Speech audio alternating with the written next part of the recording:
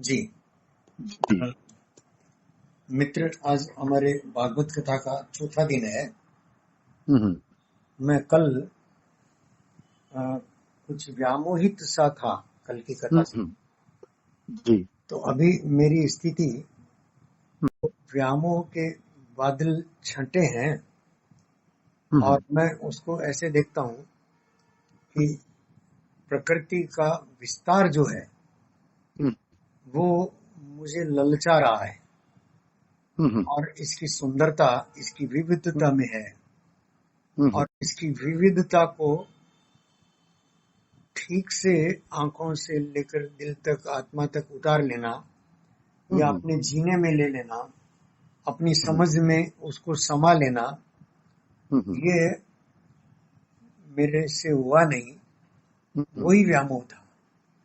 हम्म।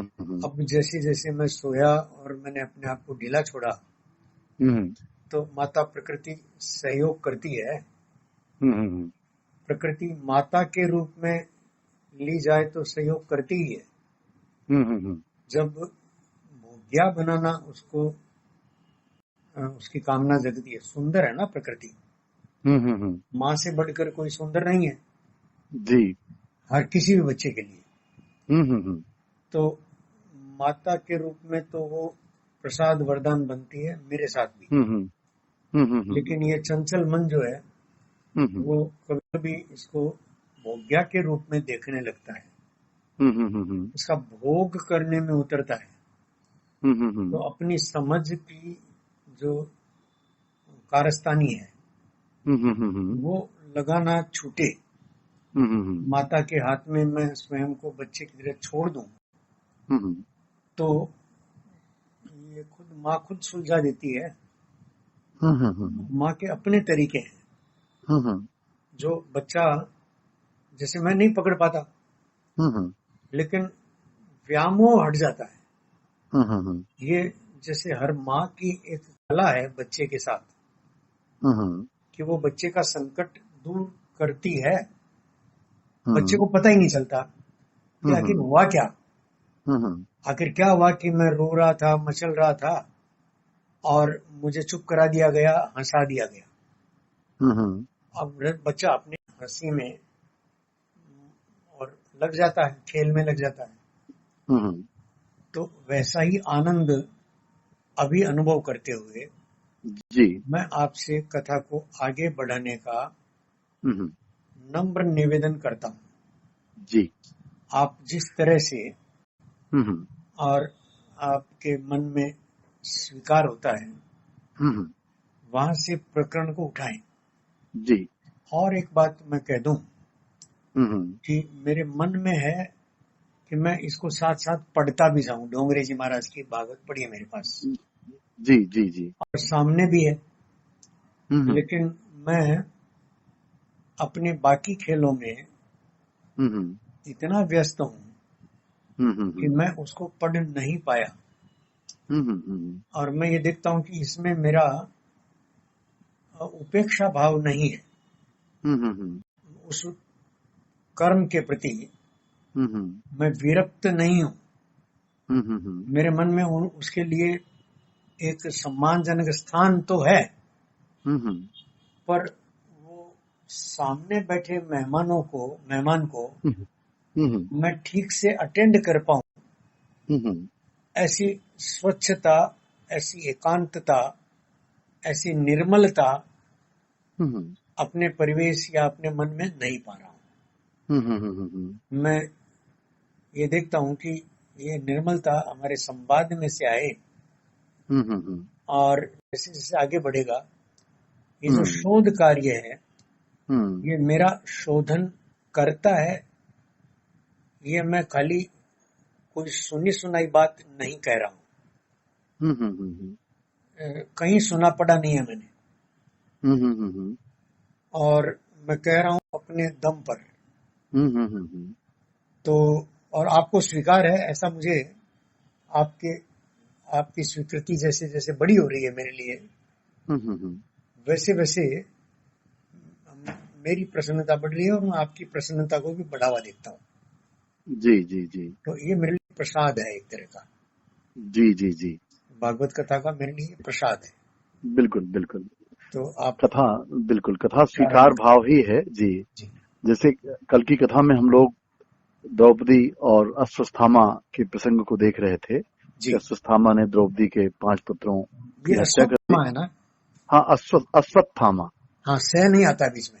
नहीं नहीं, अश्व स्व है, अश्वत्थामा। अश्वत्थामा। जी अश्वत्थामा, जी। आधा त थामा।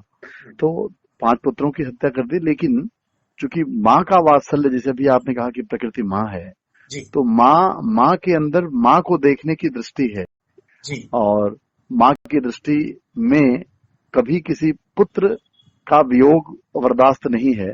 तो इस जी जी नाते जी। उन्होंने अपने अपने पुत्र वियोग को बुला दिया, और फिर किसी माँ को किसी पुत्र का वियोग न हो तो अपने जी पुत्र के मारने वाले को भी क्षमा कर दिया। ये भी एक जी बहुत बड़ा संदेश है, मतलब अगर इसको हम लोग जीवन में अंगीकार करें तो। जी लेकिन चूंकि अश्वत्थामा का मान मर्दन हुआ, उसकी मणि निकाली गई, तो उसको क्षोभ हुआ, उसके अहंकार को चोट पहुंचा, तो उसने ब्रह्मास्त्र चला दिया। मतलब जो इनके पांडु के जो पौत्र हैं परीक्षित जी, जी उत्तरा के गर्भ में इनका मतलब इनका पोषण जी हो रहा है, जी तो उत्तरा पर, ताकि इनके वंश का ही विनाश हो जाए, जी इस उद्देश्य से ब्रह्मास्त्र का प्रयोग किया। तो जी ब्रह्मास्त्र के प्रयोग से बचाने के लिए भगवान स्वयं गर्भ में जाके परीक्षित की रक्षा करते हैं। तो नाम उनका परीक्षित इसलिए भी है कि उनकी रक्षा की परमात्मा ने, ऐसा। अन्यथा वो परीक्षित। ब्रह्मा जी जी। जी तो परीक्षित के गर्भ में भगवान ने रक्षा की। और ऐसा इन सारी बातों के साथ साथ एक संकेत हमें मिलता है, ये भी है कि परमात्मा, मतलब जो मारने वाला है भगवान, बचाने वाला है भगवान, जो हम लोग गाते भी हैं, जी लेकिन इसको गाते हैं, इस पर मनन नहीं करते। अगर भगवान है तो भगवान से शक्तिशाली कोई नहीं है। तो भगवान का जो विधान है, उस विधान का हमें मतलब उस सहयोगी ही होना है। लेकिन जी हम जब उस विधान के विरुद्ध खड़े होते हैं तो हम पीड़ित होते हैं। जी ये कथा में इस बात को भी हमें समझना होगा, क्योंकि परीक्षित का जो जन्म है वो बिना भगवान की रक्षा के नहीं हो सकता था। अश्वत्थामा ने तो प्रयोग कर दिया ब्रह्मास्त्र का, लेकिन चूंकि परीक्षित को आगे इस वंश को बढ़ाना था, ऐसी व्यवस्था थी, तो मित्र, भगवान ने उनके मेरे मन जी। में यहाँ दो हम्म। बातें आती हैं जी। जो विवेचनीय है, विमर्शनीय हम्म है। हम्म हम्म विमर्श के लिए मैं निवेदन हम्म, कर रहा हूँ, जी। अभी करें या बाद में करें। नहीं, अभी करें। एक तो ये ब्रह्मास्त्र, हाँ हाँ और दूसरा गर्भ के भीतर जाकर गर्भ की रक्षा। हाँ हाँ। ये दोनों विज्ञान से हम्म। जुड़ने वाले विषय हैं। ठीक बात है। तो ये ब्रह्मास्त्र जो है वो, ये तो बात तय है कि ये पूरा जो भागवत है वो हाँ हाँ ज्ञान है। हाँ, ज्ञान ज्ञान ज्ञान ये भक्ति ज्ञान, वैराग्य, ठीक है, तीनों का समन्वय है। जी जी। जी जी ऐसा, और ऐसा ज्ञान जो वैराग्य उत्पन्न कर दे, जी और ऐसा वैराग्य जो भक्ति से युक्त हो। अब वैराग्य तो ये भी होता है कि आदमी संसार छोड़ दिया, संबंधों को छोड़ दिया, ये भी वैराग्य है, लेकिन वो कहते नहीं, भक्ति से युक्त हो, कर्तव्य से युक्त हो। तो ये मित्र, मेरी तीनों बात होते पूरी हैं। नहीं हुई जी थी।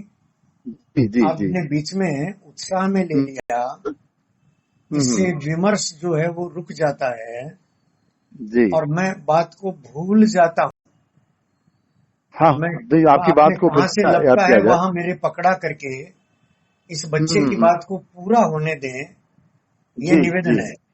नहीं नहीं, बिल्कुल पूरी करें आप जी। जी, तो आप बताइए, मैंने कहा, आपने लपका मुझे, किस जगह लपका? मैंने कहा था कि मैं आपको, भागवत हाँ, बता भागवत जो है हाँ, वो ज्ञान है। आपने बता रहा हूँ कि मैं, हाँ, आपने भागवत ज्ञान है, यही से जी, विषय ज्ञान मेरे है। हाथ में आया जी। तो और मुझे क्योंकि जोड़ने दे ब्रह्मास्त्र वापस और, हाँ जी। कि ज्ञान से आगे मैं कहना, हाँ, मैं ये कहना चाहता था हम्म कि बाकी सब उस ज्ञान को पहुंचा देने के लिए प्रतीक है।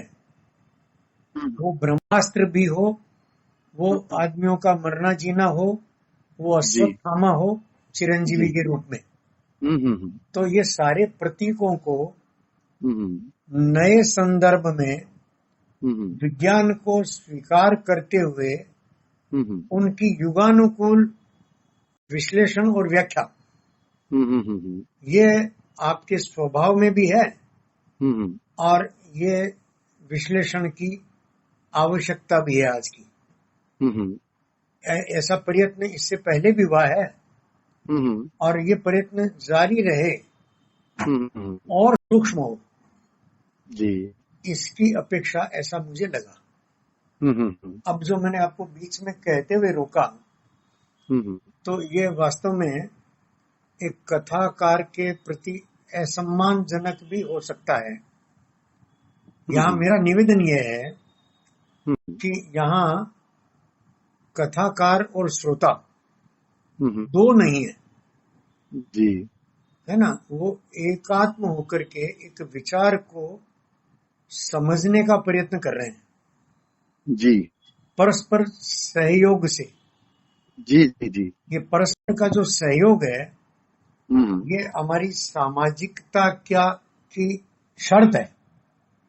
जी, जी, जी। हमारी मित्रता या हमारी सामाजिकता यही सार्थकता पाती है। बाकी सब जो है वो औपचारिक है। जी, जी, जी। लेकिन ये संवाद पूरा होना पूरा होता है जब दोनों की संतुष्टि बने। बिल्कुल ठीक, बिल्कुल तो ठीक। आपको मैंने जो बीच में रोका, हाँ, हाँ। उसमें मेरा निवेदन ये है कि आप सहजता अपनी आपकी बनी रहे। मैंने अपना प्रयत्न अपने लिए किया है। आप भी प्रयत्न में रहें कि आपकी सहजता न टूटे। मैंने बिल्कुल बिल्कुल जी जी, जी प्रणाम करता हूँ। और आप जी जी जी जी। तो ऐसे उन्होंने परीक्षित की रक्षा की जी और आगे परीक्षित का जन्म हुआ। जी। इसमें एक कथा और आती है कि भगवान जब ये सारा कुछ यहाँ उपद्रव शांत हुआ तो भीष्म पितामह का एक प्रसंग है कि वो बाणसैया पर लेटे हुए हैं, भगवान के दर्शन के पश्चात ही वो अपने प्राण त्यागते हैं। जी, तो जैसे वो मतलब यद्यपि उन्होंने उनका जो संकल्प था कि मैं प्राण, चूंकि उनकी इच्छा मृत्यु का वरदान उनके पिता से उन्होंने लिया दक्षिणायन में था। आने पर ही छोड़ेंगे ना। हाँ, दक्षिणायन तो था ही, लेकिन ये था कि हस्तिनापुर चौमोर जब तक सुरक्षित न हो तब तक वो अपने प्राण नहीं त्यागने का उन्होंने संकल्प ले रखा था। जी हाँ, हस्तिनापुर जी। तो ये उनका एक संकल्प था और ऐसे में जिस हस्तिनापुर को सुरक्षित रखने के लिए उन्होंने भीष्म संकल्प, देवव्रत से वो भीष्म हो गए, भीष्म के नाम से जाने जाने लगे। वो हस्तिनापुर उनके सामने ही मतलब जितने उपद्रव का जी ध्वस्त हो गया, जितने उपद्रवों को देखा, शायद उनका पुरुषार्थ वहां काम नहीं आया। और भीष्म इस धराधाम के ऐसे पुरुषार्थी व्यक्ति हैं कि परशुराम उनके गुरु हैं और परशुराम भगवान का अवतार हैं। जी, परशुराम अवतार एक भगवान के अवतारों की कथा में आपने जाना है। और परशुराम ने ही उन्हें अजेय होने का वर दिया कि तुम अजेय हो, तुम्हें कोई जीत नहीं सकता। जी बिल्कुल। और ठीक है ना, लेकिन वो जो कभी जीते नहीं जा सकते किसी से, लेकिन उनके काल का चक्र देखिए कि वो हर पल हारते गए। वो सारे सिद्धांत उन्हीं के सामने टूटने लगे और उसमें वो विवश होकर सब देखते रहे। और इसके पीछे जो मुख्य कारण था वो उनका संकल्प था कि मैं हस्तिनापुर के सिंहासन पर बैठे किसी भी राजा में अपने पिता की छवि देखूंगा। जी। तो ये एक बंधन, ये मतलब जैसे आपने कहा ना, कई बार प्रतिज्ञाएं जो होती हैं वो व्यक्ति की पीड़ा का कारण बनती हैं। और प्रतिज्ञा हमेशा से अगर आप देखें, सात्विक ही प्रतिज्ञा क्यों न हो, लेकिन उसमें अहंकार का अंश होता है। बिल्कुल ठीक, बिल्कुल ठीक। अहंकार के बिना, अहंकार की पुष्टि के लिए ही प्रतिज्ञा ली जाती है।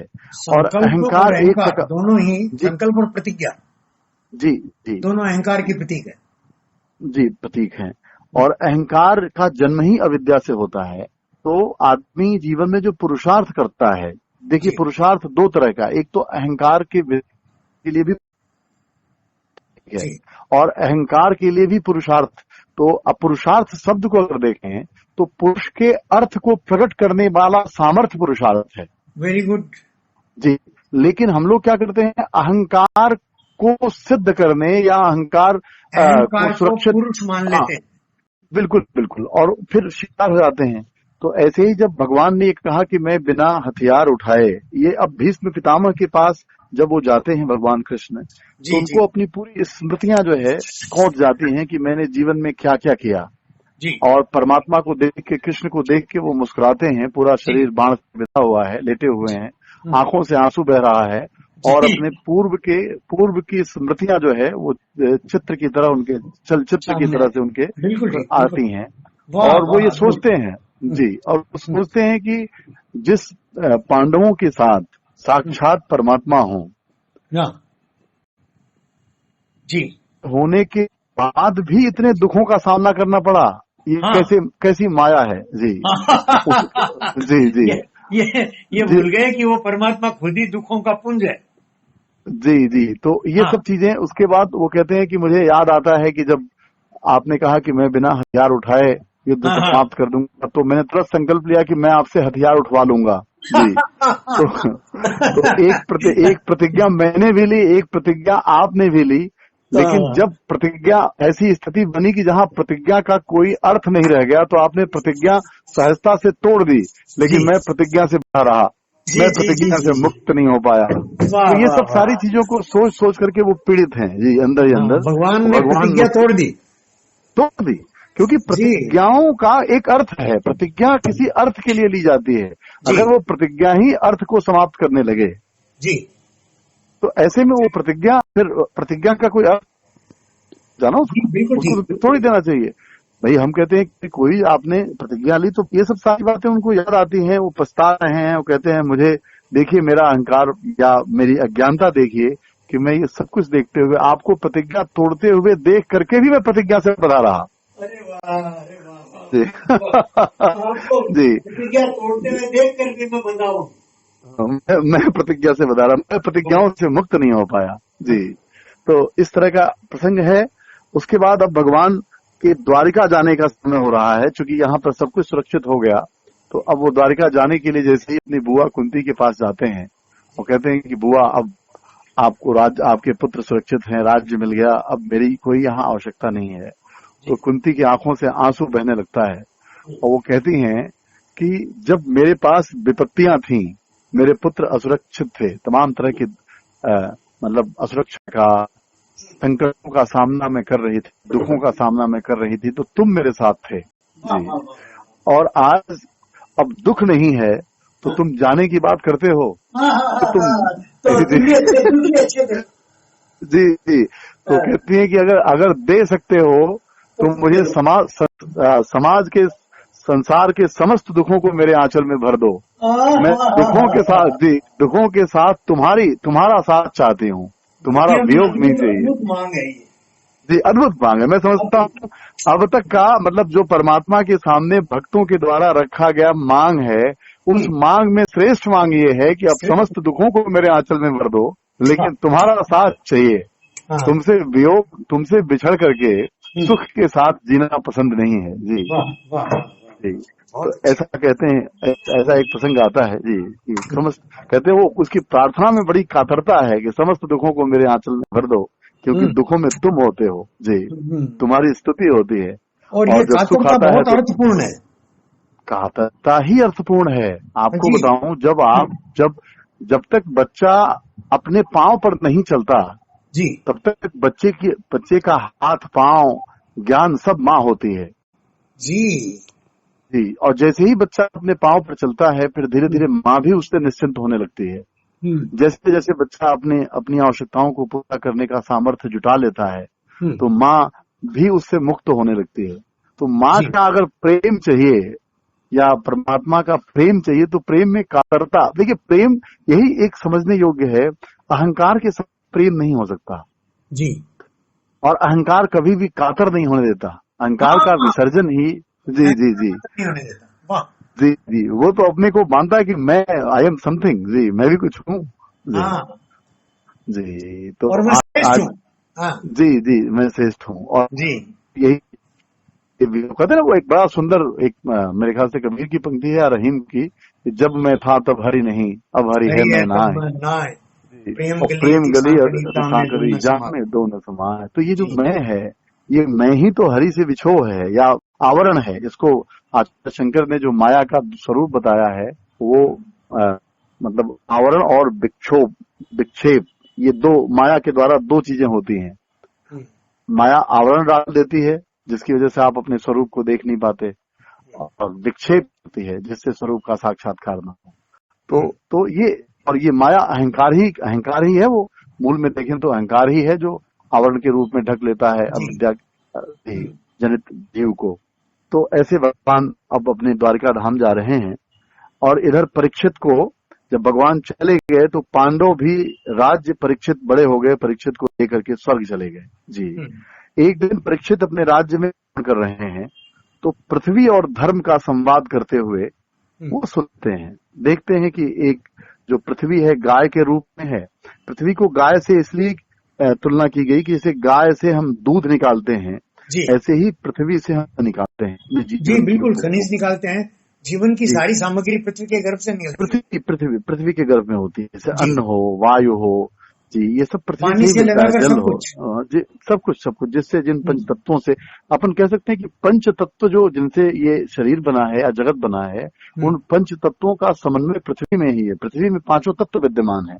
तो कह सकते हैं कि हमारा उसने अलग सहेज कर रखे हैं जी सहेज के रखे हैं। तो जीवन पृथ्वी से ही प्राप्त होता है। तो पृथ्वी को गाय के रूप में, और गाय भी जानवरों में गाय ही एक ऐसा जानवर है जो धरती के लिए जितना उपयोगी है, धरती जैसे जीव का पोषण करती है, ऐसे धरती के पोषण में गाय का रोल है। उसका मल मूत्र दुग्ध जो भी है सब, मतलब में 33 करोड़ देवताओं के बस निवास की जो कल्पना की गई है वो कल्पना एक वैज्ञानिक कल्पना है कि गाय जैसा धरती के लिए उपयोगी जब कोई पशु नहीं है जी। धरती के जीवन के लिए गाय और जगत के जीवन के लिए धरती, ये दोनों का होना, तो मतलब इस पर भी संकेत, इसीलिए अपने यहाँ खासकर सनातन धर्म में गाय पूजनी जी, गाय को हम माँ मानते हैं।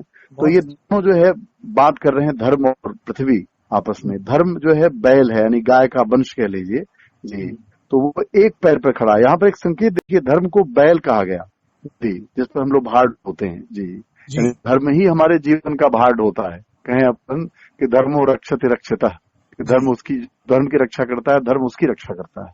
तो बैल एक पैर पे खड़ा है और गाय, इन दोनों का संवाद हो रहा है कि सतयुग में धर्म के 4 पांव थे, तप, पवित्रता, दया और सत्य। तप, पवित्रता, दया और सत्य। इस सतयुग में धर्म 4 पांव पर खड़ा था जी। लेकिन इस कलयुग में मात्र एक पांव बचा है उसका, सत्य जी। और आश्चर्य देखिए कि सत्य बचा है लेकिन कलयुग असत्य में रहता है। कलयुग में धर्म अगर किया जाए यानी सत्य हो तो वहां कलयुग का वास नहीं होगा। लेकिन कलयुग का प्रभाव यह है कि असत्य के साथ, असत्य का मतलब यहाँ ऐसे भी समझ लें, जैसे आचार्य इनको अगर अपन यम की बात करें योग सूत्र में, अहिंसा, सत्य, अस्तेय, ब्रह्मचर्य, अपरिग्रह, ये 5 यम बताए महर्षि पतंजलि ने। तो जो सत्य है, सत्य कलयुग में, सत्य मतलब इंद्रियों के द्वारा सत्य का दर्शन नहीं होता, इंद्रियों के द्वारा असत्य का दर्शन होता है जी। बिल्कुल ठीक है जी, मिथ्या का दर्शन होता है। हाँ जी, मिथ्या का, क्योंकि वो चीज होती खाली भौतिक वस्तु में देखी जाती है, भौतिक विस्तार सारा मिथ्या है।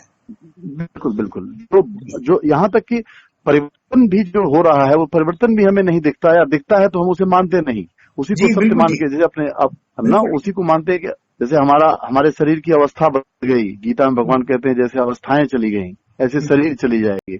लेकिन जो अवस्था आई हमने उसी अवस्था को सत्य मान लिया जी। हमारा बचपन चला गया लेकिन बचपन के जाने का मलाल तो नहीं है ना, हम जिस अवस्था में है उसी को सत्य मान के जीते हैं जी। बिल्कुल। तो सत्य का जो दर्शन है वो है धर्म। धर्म हमेशा सत्य की तरफ चिंतन करना सिखाता है, सत्य का। और संसार का सत्य परिवर्तन है। तो संसार जिसकी वजह से ये सत्य जाना जाता है वो अपरिवर्तनशील है। जैसे आत्मा अपरिवर्तनशील है, शाश्वत है, अप्रमेय है, और संसार जो है वो नश्वर है क्योंकि परिवर्तन उसका धर्म है। तो संसार का जो सत्य है, अगर उस सत्य को जान ले लिया जाए तो वैराग्य होना स्वाभाविक है, क्योंकि जो चीज क्षण क्षण में बदल रही है, जिसको बुद्ध ने भंगवाद कह दिया, उसको पकड़ने का क्या मतलब? संसार का कोई ऐसा सुख है जो नहीं है जो हर पल सुख देता रहे। तो कलयुग और परीक्षित जब पृथ्वी और धर्म की वार्ता हो रही थी तो परीक्षित ने सुना, तो परीक्षित ने कलयुग का दमन करने की बात कही कि ऐसे कलयुग को, जो कलयुग असत्य के रूप में स्थान पाता है, असत्य में रहता है, और असत्य में है तो इसका मतलब धर्म का विरोधी है। कलयुग में धर्म है मतलब कलयुग असत्य में रहता है तो धर्म का विरोधी हुआ, क्योंकि धर्म सत्य, यानी वो धर्म पर आघात होगा कलयुग में। एक ही आधार है धर्म का। तो जी। तो धर्म का मूल विरोधी तो ये कलयुग ही हुआ। कलयुग हुआ। तो कलयुग ने कहा कि आप तो प्रतापी राजा हैं, धर्मात्मा राजा हैं, आप सबको स्थान देते हैं, तो मुझे भी स्थान दीजिए, मैं कहाँ रहूं जी। तो उन्होंने कलयुग को जो स्थान दिया, वो स्थान बड़ा सांकेतक है। वो कहते हैं कि द्युत जहाँ होता हो, जहाँ जुआ होता हो जी, मद्यपान, स्त्री संग और हिंसा जी। द्यूत, मद्यपान, स्त्री संग और हिंसा जी। इसमें इन स्थानों में क्रमशः अगर देखें तो द्युत में असत्य का वास होता है। जहां भी जुआ होगा वहां जुआ में सत्य नहीं हो सकता, असत्य ही होगा, झूठ ही, वहां असत्य होगा। और जहां मद्यपान का मतलब मद भी होता है, अहंकार जी, मद्यपान मतलब अहंकार जी। स्त्री संग मतलब आसक्ति, और अहिंसा का मतलब जो हिंसा है, हिंसा का मतलब निर्दयता जी। तो जहां ये सारी चीजें रहती हैं, असत्य, मद, आसक्ति और निर्दयता, जहां ये चार चीजें होती हैं वहीं कलयुग रहता है जी। असत्य, मद, आसक्ति और निर्दयता।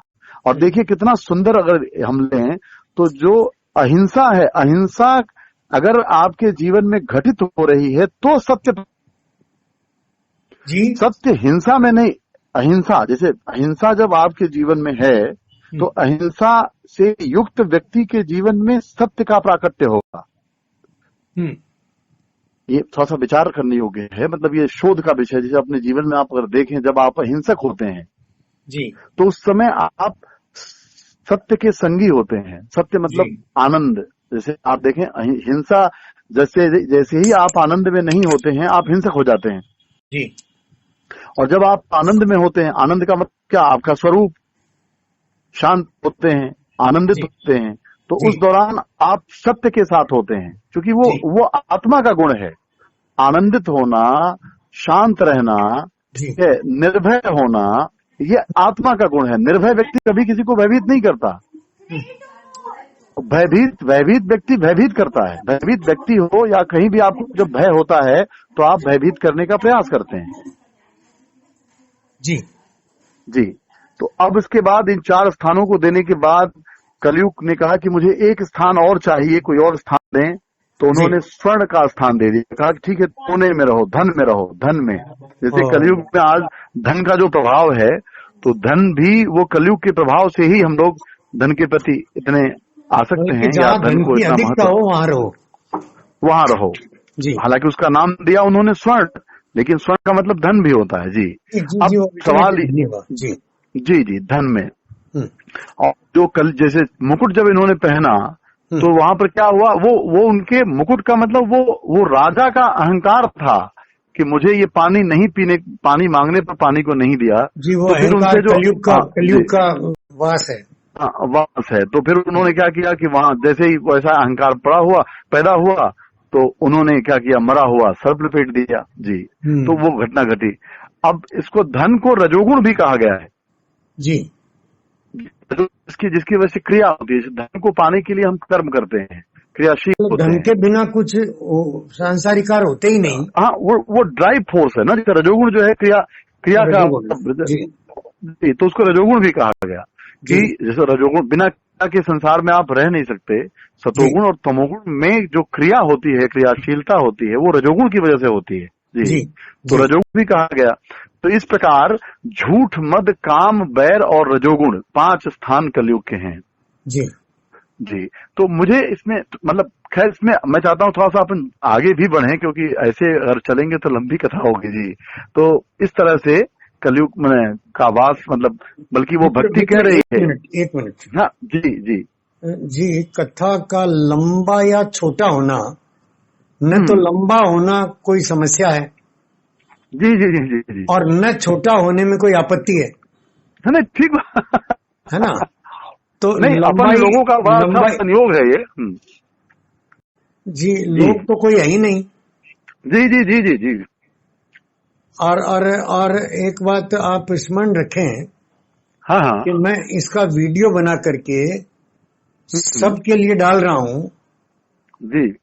तो ये हम दोनों का सहयोग सर्वजन हिताय है जी।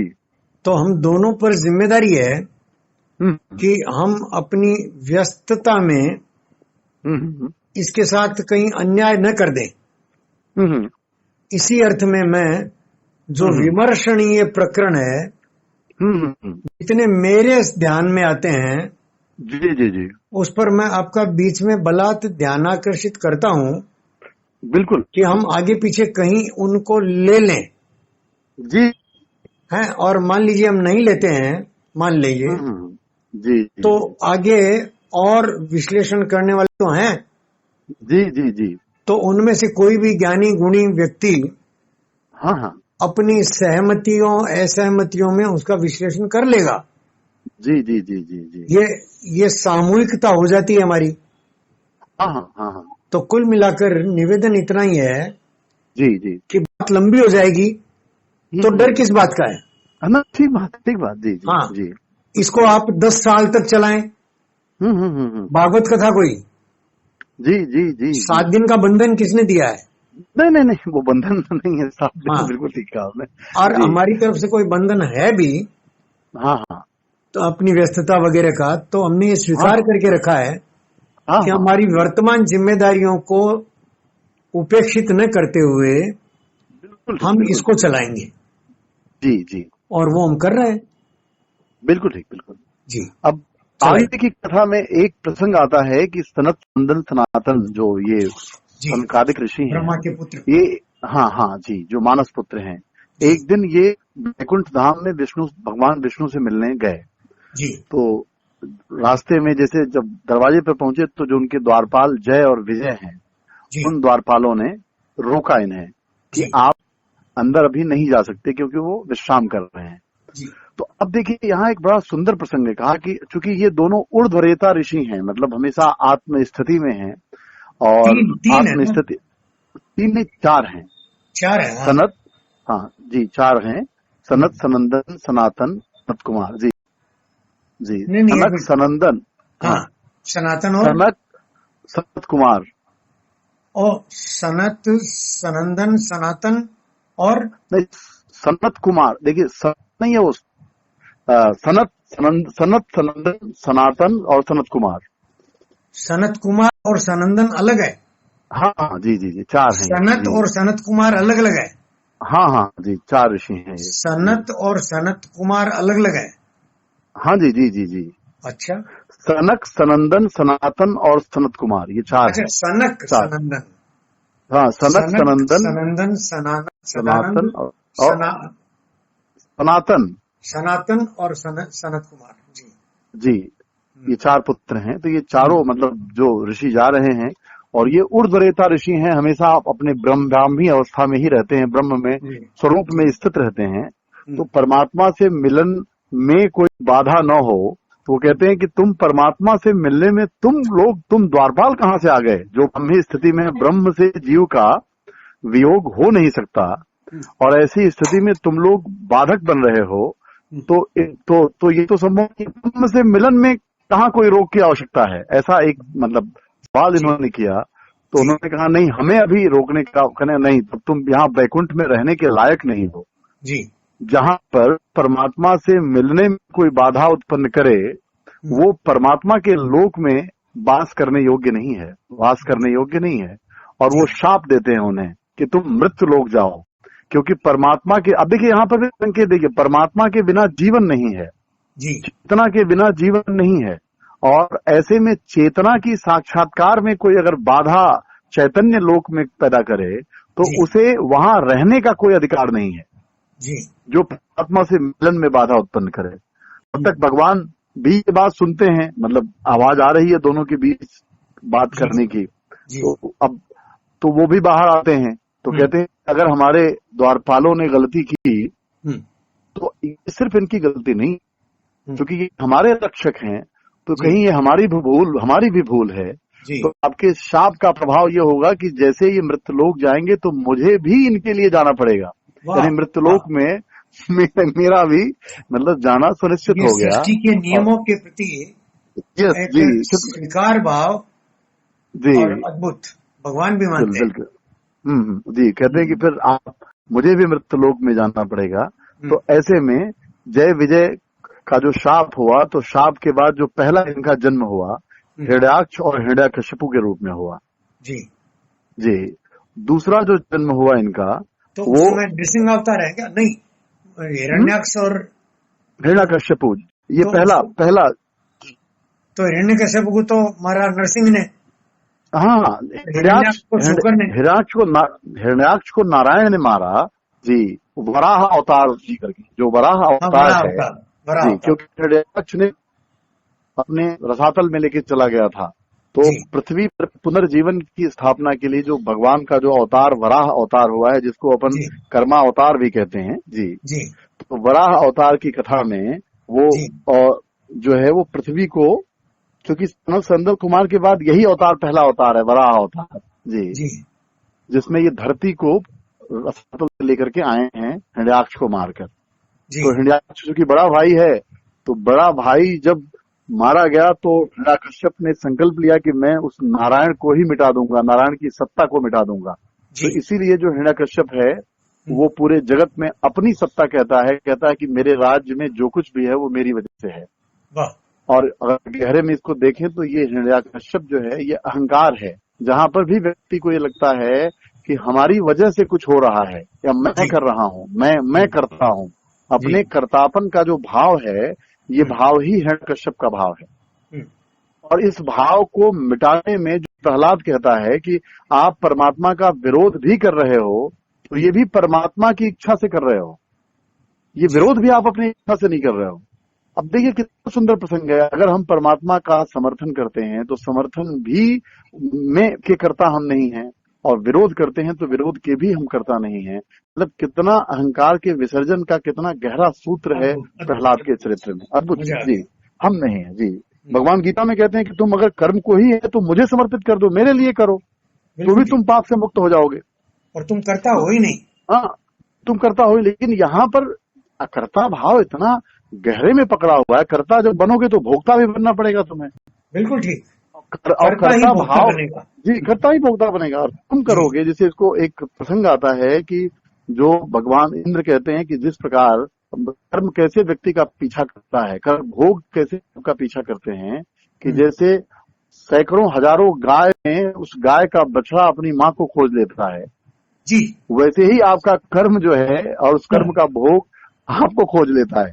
वाह वाह वाह वाह वाह वाह जी, तो कर्मों के भोग मिटते नहीं हैं जी।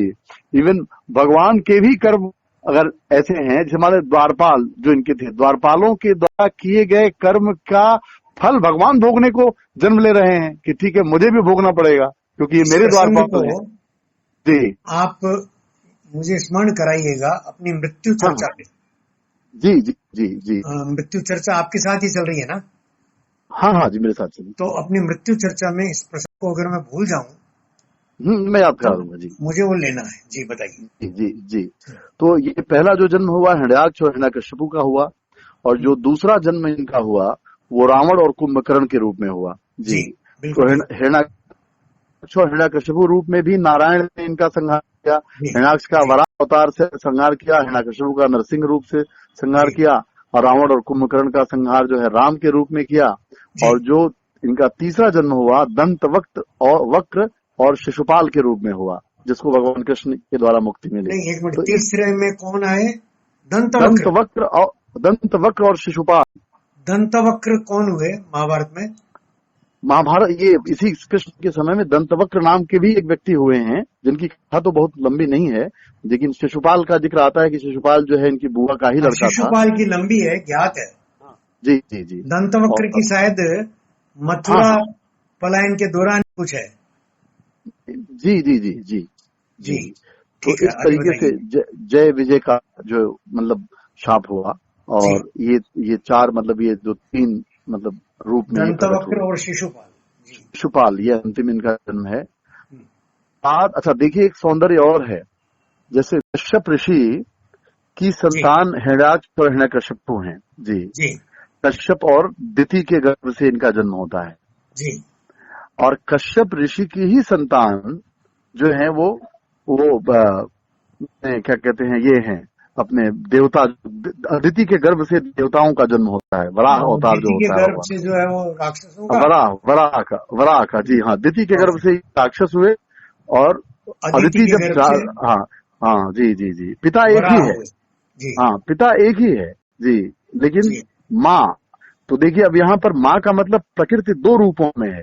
अगर जी प्रकृति मर्यादा पुरुष के सानिध्य में मर्यादित है, तो उस प्रकृति से जन्म लेने वाला पुत्र जो है वो क्या कहते हैं, वामन अवतार है, भगवान का अवतार है। और प्रकृति अगर अमर्यादित है, तो जी। उस प्रकृति से जन्म लेने वाला जो पुत्र है वो हिरण्याक्ष और हिरण्यकशिपु है। ये तो कथा ऐसे है। हाँ यहाँ जी माता पिता के संदर्भ से पीछे की ये घटना वापस दोहराना चाहती है, जी जी जी। गोकर्ण और धुंधकारी। हाँ बिल्कुल बिल्कुल रुकिए रुकिए बिल्कुल रुकिए रुकिए जी। रुकिए, हाँ ये हाँ, भाई कैसे हुए? न तो उनके पिता एक है, न माता एक है। नहीं नहीं, वहां तो वहां की बात अलग है। वहां तो जो वो पिता से जो कि पुत्र होना नहीं था, वो तो तप से उत्पन्न होने वाला पुत्र था, उस फल का परिणाम था। धुंधकारी देखिए क्या था, वो भाई इसलिए हुए कि पिता पिता एक था, पिता के पिता एक नाते नहीं है धुंधुली ना, जो है। पिता एक नहीं नहीं नहीं है। मेरा कहना क्या समझ धुंधकारी रहा जो हूँ आपसे, संतान है उसकी बहन की संतान है। बहन की संतान है, लेकिन चूंकि धुंधकारी धुंधुली के नाम से ही प्रसिद्ध हुआ ना, बिल्कुल ठीक है। तो धुंधली के संदर्भ तो से मान लीजिए वो, धुंधली को भी हम माता माने, हाँ चूंकि तो धुंधली पिता के तो पिता संदर्भ, तो वो नहीं है ना पिता बायोलॉजिकली। देखिए आपकी बात बिल्कुल सही है, लेकिन माता माता और पति माता का पति होने के नाते एक संबंध जुड़ जाता है। अगर देखें अपन विचार करें सिर्फ, तो माता का पति जो है आत्मदेव वो पिता रूप में आ धुंधली का, जाता है, बराबर। हाँ आ जाता है इस नाते बस ये कह सकते हैं आप। महाभारत में ऐसा ही हुआ है। बिल्कुल ठीक, जी जी जी। तो ये जिज्ञासा आपकी सार्थक रही जी, बिल्कुल। तो अब भगवान का जो मतलब लेकिन एक लेकिन अवतार, वो जो गोकर्ण है, हाँ हाँ, उसके पिता तो नहीं हुए वो आत्मदेव। नहीं नहीं, चूंकि इसलिए पिता का मतलब जन्मदाता ही नहीं, चूंकि वो फल आत्मदेव को दिया गया था, फल हम्म, प्राप्त करने के निमित्त आत्मदेव थे, और उस फल के परिणाम स्वरूप गोकर्ण का जन्म हुआ, तो हम्म, इसलिए वो उस फल के संदर्भ में वो पिता हैं, हम्म, फल के संदर्भ से। हम्म, वो चूंकि शरीर से उत्पन्न होने वाला पुत्र नहीं है, दोनों पुत्र उनके शरीर से उत्पन्न नहीं है, जी बिल्कुल लेकिन ठीक। उनके उनके पुरुषार्थ से, मतलब उन्हीं के पुरुषार्थ या उन्हीं की आकांक्षा से उनका जन्म हो रहा है ना। अगर उन्होंने पुत्र की आकांक्षा न की होती, एक पिता को पुत्र की आकांक्षा हुई, तो उस आकांक्षा में वो जीवन बहुत त्यागने और क्या बहुत क्या अच्छी। करने का संकल्प किया, तो तो फिर पिता पुत्र ऐसे का में वो जो फल, संबंध है वो जी बहुत गहरा हो गया। जी जी जी जी जी बिल्कुल है। पिता पुत्र, आप कभी विचार करें कि माँ का संबंध सिर्फ एक बच्चे को जन्म दे देने से नहीं होता, जी माँ का संबंध उस बच्चे को पालने से होता है। जी। जन्म देने यशोदा से माँ यशोदा बनती है, यशोदा माँ। यशोदा जी हम्म, जी जी जी जी। और हम्म, अपने यहाँ तो माँ माँ मातृशक्ति को क्या क्या सुंदर सनातन संस्कृति में मतलब उसका परिभाषा है कि अगर वो सृजन करती है तो पालन भी करती है, और अगर अमर्यादित है तो फिर संहार भी करती है। यानी शक्ति से ही जन्म, स्थिति और प्रलय, ये तीनों प्रकृति का कार्य है, जी शक्ति का कार्य है जी। हम्म, ये पुरुष का कार्य नहीं है, हम्म, ये प्रकृति का कार्य है। जी सर। सच्चिदानंद रूपाय स्वोत्पत्त्यादि हेतुए, विश्व की जी उत्पत्ति स्थिति और प्रलय, जी ये तीनों का जो हेतु है जी वो सच्चिदानंद स्वरूप है ब्रह्म सूत्र के अनुसार। और यहाँ पर देखें तो वो सारा जो हेतु, जो इस तीन स्थितियां बन रही हैं, जन्म की, जी स्थिति की और प्रलय की, तो ये हम्म, प्रकृति में बन रही हैं। हम्म, ये इसमें कुछ भी नहीं हो रहा है, तो बिल्कुल शांत है, अप्रमेय है, शाश्वत है, हम्म, क्योंकि ये परिवर्तन की स्थिति है ना। जी तो परिवर्तन तो प्रकृति में हो रहा है, प्रकृति, लेकिन प्रकृति में बिना पुरुष के सन्निधि के नहीं हो रहा है। ठीक वैसे ही विज्ञान की भाषा में कि हाइड्रोजन और ऑक्सीजन, पानी तभी बनता है जब उसमें वो इलेक्ट्रिसिटी हो, वो बिजली, मतलब एक वो उष्मा, मतलब एक पावर हो, अन्यथा ऐसे सामान्य तौर पर हाइड्रोजन ऑक्सीजन पानी नहीं बन सकता। जी एनर्जी की उपस्थिति में ऐसी घटना घटेगी। जी ठीक ऐसे ही पुरुष की उपस्थिति में स्थिति, उत्पत्ति, स्थिति और प्रलय होगा, लेकिन पुरुष में नहीं होगा, ये प्रकृति में होगा। जी ये जी प्रकृति का गुण है जी, जी गुणों में बिल्कुल होगा ठीक बिल्कुल ठीक बिल्कुल ठीक जी बिल्कुल ठीक। जी। लेकिन हम लोग कहते हैं कि वो पुरुष में हो गया, तो वही कहते हैं कि मतलब वो जो स्वरूप है आपका है, वो जो सच्चिदानंद स्वरूप है, वो स्वरूप की के नाते ये तीनों क्रियाएं हो रही हैं जी, उसी के तीनों का हेतु है हम्म, वो कर्ता होते हुए भी सारी क्रियाओं का हेतु है। जी जी, सारे कर्म उसी के उपस्थिति में होते हैं। लेकिन वो आप जब देखेंगे उपनिषदों में, उपनिषद के ऋषियों ने श्लोकों में गजब की व्याख्या की है। मतलब वो चलता नहीं है, लेकिन फिर भी सारे चलने वाले उसी की वजह से चलते हैं। बिल्कुल ठीक। जी, वो बोलता नहीं है, लेकिन कोई भी आवाज बिना उसके तद्दूरे तदवंतिके तदंतरस्य सर्वस्य तदु सर्वस्यास्य बाह्यता है। क्या बात, क्या बात। जी बिल्कुल है ना, वो पास भी नहीं है तो दूर भी नहीं है। मतलब ऐसी, माने जिस तरीके से हम लोग संसार में किसी चीज का निर्वचन करते हैं, जी वो निर्वचन मतलब वर्णन करते हैं। उस वर्णन की सारी प्रक्रियाओं का अवरोध है। आप देखें तो सारी प्रक्रियाओं का अवरोध किया जा रहा है। वो पास भी है और दूर, पास भी नहीं है और दूर भी नहीं है। जी, तो इस तरह से उसकी व्याख्या आई है। जी जी जी। खैर, तो अब ये एक दूसरा अवतार जो है परमात्मा का, वो कपिला अवतार है। जैसे ज्ञान अवतार इसे कहते हैं। कपिल मैंने सांख्य दर्शन के प्रणेता हैं।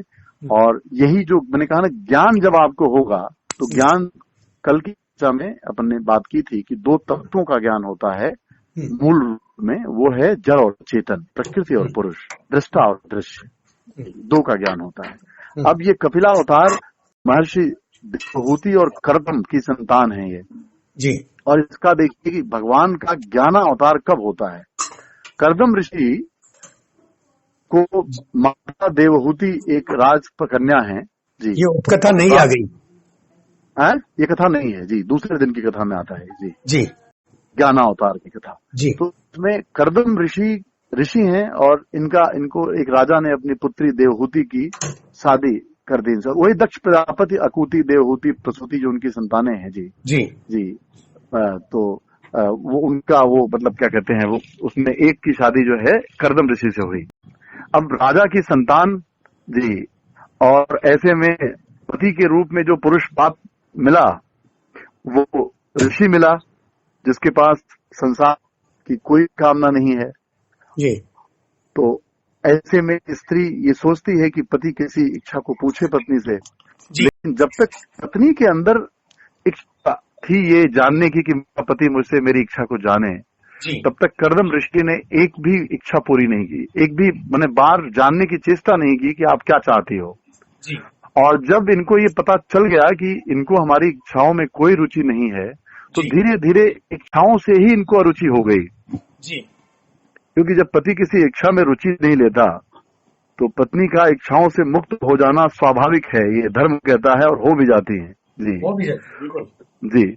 और जब वो सारी इच्छाओं से मुक्त हो गई तो एक दिन उनके पति ने पूछा, देवी बताओ तुम्हारी क्या इच्छा है। वाह वाह वाह वाह वाह। तो वो कहती है कि जब इच्छा थी तब कभी आपने पूछा नहीं, और आज अब कोई इच्छा बची ही नहीं तो आप पूछ रहे हैं बताओ क्या इच्छा है। जी। तो कहते अब तुम पात्र हुई, अब तुम्हारी इच्छा पूरी करने की पात्रता मेरा धर्म बन गया। अब मेरा धर्म हो गया तुम्हारी इच्छा को पूरी करना, क्योंकि तुम्हारी अब कोई इच्छा नहीं है। जी वाह वाह वाह वाह। जी, तुम निष्काम हो गई। जो निष्काम की कुरान में जी बहुत अच्छे तरीके से कहा है। जी जी। जब पूछा गया जी नबी से कि हम जी जी खलीफा या राजा या नायक किसको बनाएं, जी जी जी, तो उन्होंने उसका पहला गुण बताया कि जिसके मन में राजा बनने की इच्छा ना हो, उसको बनाना। जी जी जी। तो ये पैरेलल जाता है कि जब सारी इच्छाएं ही समाप्त हो गई, जी जी जी, तब तुम्हारी इच्छा का महत्व हो गया। जी जी जी। तो और तब तुम्हारी इच्छा पूरी करती है पूरी सृष्टि। जी जी। तो उसके बाद वो अपने जी जी जी जी बिल्कुल, तो वो अपने तपबल से स्नान करते हैं एक सरोवर में, जहाँ वो युवान हो जाते हैं, और इनको भी स्नान कराते हैं, ये भी युवती हो जाती हैं। और एक विमान, मतलब अपने तपबल से एक महल, सुंदर महल, मतलब जितनी भी एक भौतिक इच्छाएं हो सकती हैं, हाँ जी जी, वो सारी चीजों का निर्माण करते हैं। जी। लेकिन अब देखिए, निर्माण किसके लिए करते हैं? जिसकी कोई इच्छा नहीं है। सौंदर्य देखिए, तो ये निष्काम की बात जो अपन करें, ये मुक्त कर्म की बात है। और फिर ऐसी प्रकृति से, ऐसी स्त्री से जिस पुत्र का जन्म होता है, वो ज्ञान रूपी पुत्र का ज्ञान प्राप्त होता है। प्रकृति से मुक्त हो जाए तो प्रकृति ब्रह्म को जन्म देती है। जी, ब्रह्म को प्रकट करने का जन्म मतलब जो है सामर्थ्य देती है। और वो कपिला अवतार कपिल के रूप में हुआ, जिन्होंने सांख्य दर्शन का उपदेश अपनी माता को दिया, देवहूति को, उनको मुक्त किया। बाद में जब चूंकि प्रकृति है, माता प्रकृति रूप में है, तो प्रकृति तो गुणों के साथ ही होती है, तो गुणों से मुक्त होने के लिए ब्रह्म ज्ञान या आत्मज्ञान का उपदेश महर्षि अपनी मां देवहूति को दिया। जी। और अब इसके बाद की जो कथा है वो सती की कथा है। अकुति की संतान का जिक्र कर रहे थे क्या आप? नहीं, मैं देवहूति की संतान की बात कर रहा था, अकुति की बात नहीं। वो जो जी कर्दम ऋषि की पत्नी देवहूति जी, उनकी संतान महर्षि कपिल। जी, अच्छा, देवहूति की संतान महर्षि कपिल है। जी जी जी, इनको ज्ञान अवतार भी कहते हैं। जी, भगवान का ज्ञान अवतार है ये। जी। अब एक कथा आती है सती की।